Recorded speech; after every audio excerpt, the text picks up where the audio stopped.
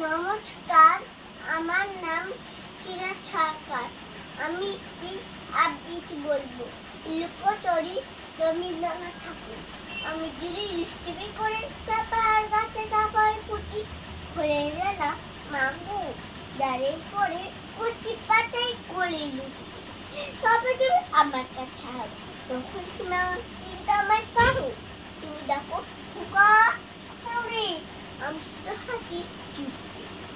যখন তুমি থাকবি যে কাজ নিয়ে, সবই আমি দেখবো নয়ন দিয়ে। শান্তি করে চাপাতে লাগিয়ে আসবে তুমি পিটিতে ছুটবে। এখান দিয়ে পুজোর ঘরে যাবে, ফুলের থেকে ফুলের গন্ধ পাবে। তখন তুমি বুঝতে পারবে যাচ্ছে তোমার খোকার গায়ে গন্ধ আছে। দুপুরবেলা খাবার সাথে বসবে তুমি সবার খাবার। গাছের ছায়া করে জানাতে বলবে সে তোমার পেটে। আমি আমার ছোট্ট সেখানে দোলাবো তোর বই পড়ে। তখন তুমি বুঝতে পারবে না সে তোমার চোখে খোকা ছায়ার কাছে।